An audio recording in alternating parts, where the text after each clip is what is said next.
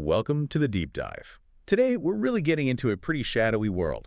The global black and gray economy. We're talking traffickers, kingpins, scammers, and the journalists who risk, well, everything to expose them. Yeah, our goal today is really to unpack the sheer scale of it all, but also the human side. What drives people to live, as the sources say, on the other side of the law?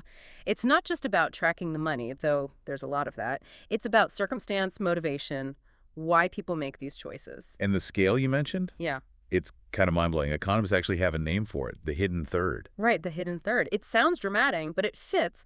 The estimates suggest the shadow world makes up maybe 35% of all global economic activity. 35%, that's huge. Yeah. And mostly invisible. Exactly, operating just below the surface, and it's generally split in two. Okay, so you've got the black market first. That's the stuff we usually think of, right? Mhm. Drugs, guns, trafficking, really serious organized crime. Definitely. And then there's the gray market. This is different. It's unregulated work, untaxed, unreported. Like someone selling fruit on a street corner. Yeah, it can be that small.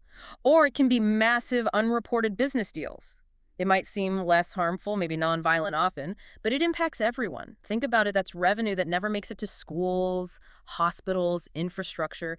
It just disappears from the public good. And a lot of what we're discussing comes from this one journalist reporting really intensive stuff over 5 seasons for Nat Geo's Trafficked. That's right. A show which, kind of surprisingly, got canceled because Disney, who owns Nat Geo now, decided they wanted more animal programming. Bit of a pivot there. Yeah, quite a shift. But the journalists didn't stop.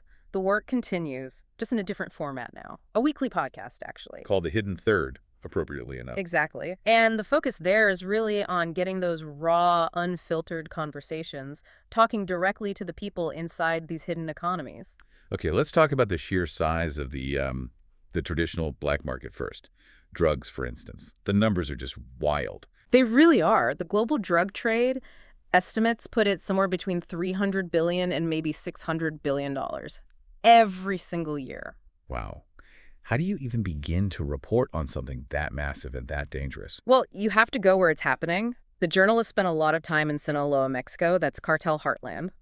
And getting access there, I mean, it's incredibly difficult. It hinges entirely on local contacts, fixers like this guy Miguel Vega. Fixers, what do they do exactly? They vouch for you. They build trust. They essentially tell the cartels, look, this person isn't police. They're not an enemy. They just want to tell the story. Without them, you get nowhere. And what kind of things did they actually manage to film there on the ground? Some pretty intense stuff. Meth super labs, huge operations, active fentanyl labs, too. The whole crew had to wear masks just to avoid breathing it in accidentally. Fentanyl labs. That's incredibly risky. Extremely. And they even filmed sicarios. The cartel assassins. The dedicated hitmen. Yeah, this is serious, high-risk, boots-on-the-ground reporting. The reporting also looked at how cartels move product inside the U.S., and it wasn't always the way you might expect, crossing the border in secret tunnels or something. No, actually. The Cartel USA investigation found something kind of surprising, almost mundane. They were using commercial airlines. Commercial airlines, like regular flights. Yeah. Specifically, Delta. The source they spoke to, this U.S. wholesale buyer called El Gringo, he exploited Delta's pretty generous 70-pound baggage allowance for business class. 70 pounds per bag. Wow. And who is actually carrying these bags? Often women. Specifically, the source mentioned hiring strippers to act as mules, moving drugs from the West Coast to the East Coast. Why strippers? The thinking was they'd attract less suspicion, less likely to be searched thoroughly at airports. It's this weirdly efficient, almost corporate logistics system hidden in plain sight. Which brings up a really core question the sources get into. If this world is so dangerous, we're talking murder, cartels, why on earth would anyone involved agree to talk to a journalist? Put their face on camera sometimes. It seems counterintuitive, doesn't it? But the reporting points to basically 3 main drivers. And the first one is ego. Ego, really? Yeah. A lot of the people who talk aren't the top bosses, the kingpins.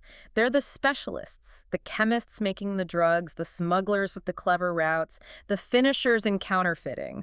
These are people who spend their whole lives hiding what they do, often from their own families. The interview is maybe the only chance they'll ever get to brag, to show off their unique skills. Like that counterfeiter in Lima, Peru. That story was fascinating. Absolutely. This guy, his day job was driving a taxi. but he was a finisher for counterfeit $100 bills, and he was incredibly proud of his technique. What was the secret? It was about the feel, the consistency of the paper. He used this specific mix, something like cornmeal or porridge, to treat the fake bills so they felt just like real ones. He wanted recognition for his craft, even if it was illegal. Okay, so ego is one reason. What's the second? The second is just stark circumstance. This is where it gets really tough, often heartbreaking. It's when crime is literally the only option available to achieve something. Well, something we'd consider normal or good. You mean like trying to escape poverty? Exactly. The journalist tells the story about a boy, maybe 16 or 17 years old, in the jungle somewhere. He was carrying 20 kilos of cocaine on his back for days. 20 kilos. Mhm. That's a huge amount for a kid. Why was he doing it? He wanted to go to school. His dream was to become a dentist. In his country, his village, there were zero opportunities. This incredibly dangerous mule work was the only way he could possibly earn the money for an education. Wow. So it wasn't about getting rich quick. It was about Yeah. a future, a legitimate future, ironically. That's the tragic element the sources really highlight. It's not always greed. Sometimes the illegal path is the only path forward people can see. And the third reason people talk. Simple, raw fear. Remember El Gringo, the American wholesale drug buyer using Delta? He reached out to the journalist because he genuinely believed the cartel was about to kill him. He thought he was going to get whacked, as he put it. So talking was like a final statement. Kind of. He wanted his whole story out there, recorded, documented before he disappeared. A desperate attempt to control his own narrative before, the end. Okay, let's shift gears a bit. From these global operations back to crises happening right here domestically. The sources detail something truly awful called the Great American Rehab Scam, mostly in Arizona and California, right? That's right. And this seems purely driven by greed. It's a massive market, potentially billions, built entirely on exploiting addiction. And there's a specific term for it. Yeah, body brokering. It sounds grim. And it is. It's literally the buying and selling of addicts. Brokers get paid to find vulnerable people, often homeless or struggling, and funnel them into these facilities. And they target specific groups. They heavily target Native Americans, unfortunately. The reason is often access to good health insurance through tribal plans or federal programs. These facilities see them as cash cows. The money involved is just insane.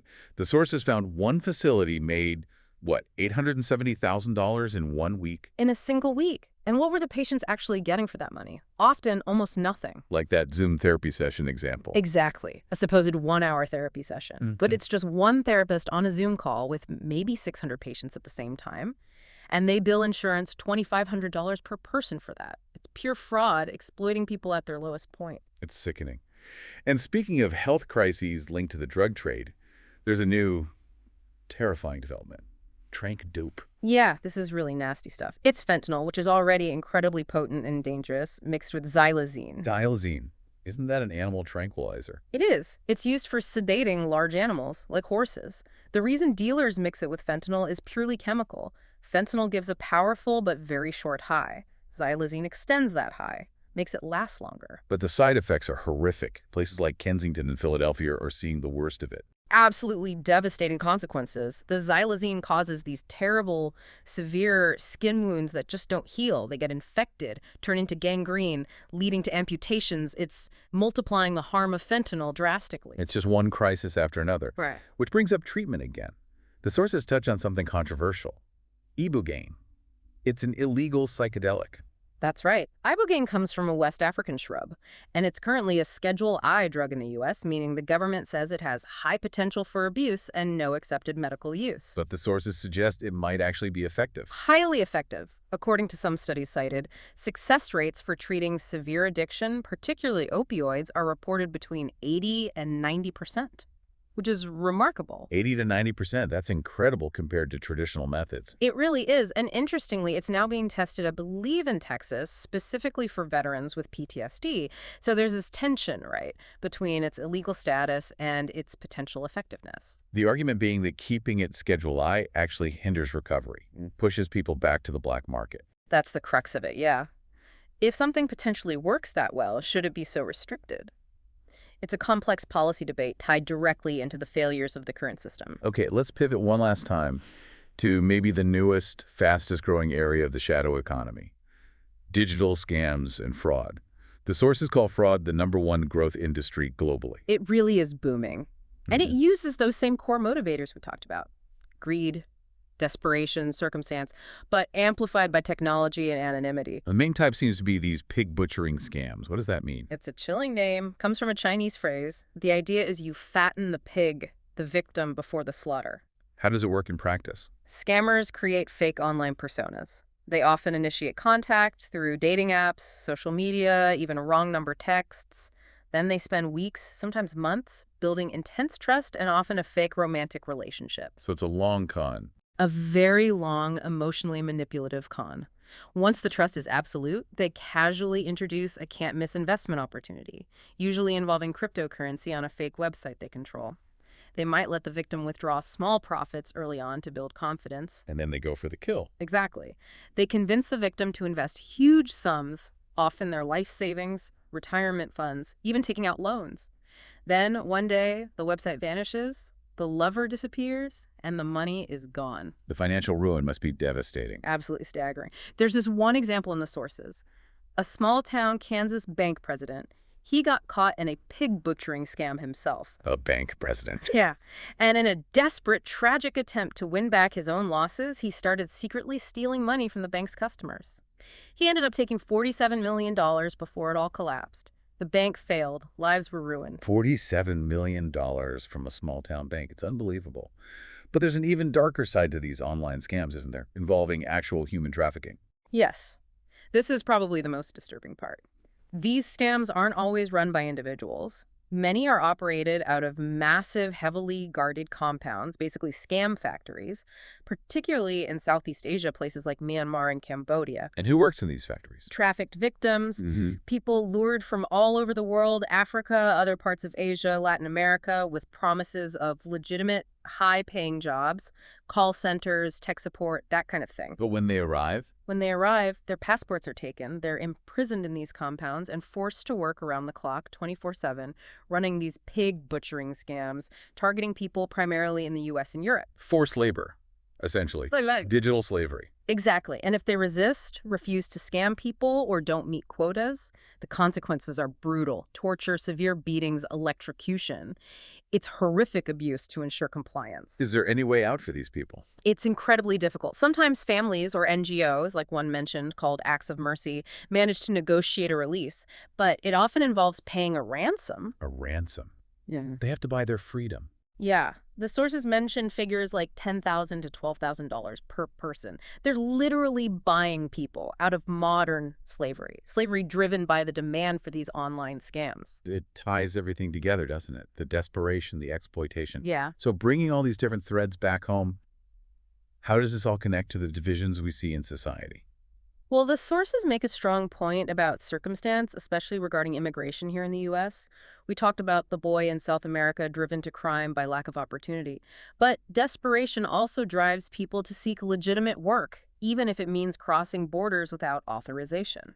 And these undocumented workers contribute economically. Massively. One statistic cited estimates they paid nearly $97 billion in federal, state, and local taxes in just 2022 alone. $97 billion, wow. Yeah. So the argument presented in the sources is that the current immigration system, which is widely seen as broken, failing to provide efficient legal pathways or timely asylum processing, actually benefits certain political factions. How so? By keeping the system broken, by not fixing it, politicians can constantly campaign on the problem of immigration. They leverage fear and division rather than addressing the complex reality of why people come here, often just seeking work and a better life and the economic contributions they make. It maintains a kind of useful crisis. So this whole deep dive into the hidden third, through cartels, rehab scams, digital prisons, what's the big takeaway for you, for the listener? I think it shows how interconnected it all is. Fear, ego, greed, yes, but also profound desperation and lack of opportunity are driving so much of this, both legal and illegal activity on the margins. And the sources really force you to consider the immense cost of the divisions we see everywhere, politically, socially. There's this final provocative thought mentioned. Yeah. It references former President Reagan, who apparently once asked the UN something like, wouldn't we all unite overnight if we faced an alien threat from outside? An external enemy to bring us together. Right. And the question that sources leave you with is that the only way? Will humanity only ever find unity when faced with some big external other? Or can we actually choose a different path? Can we find unity through empathy? They're trying to understand the circumstances that drive people into these hidden corners of the world rather than just relying on fear and division. A powerful question to think about. Hmm. Can empathy overcome the need for an enemy? That's definitely something to mull over.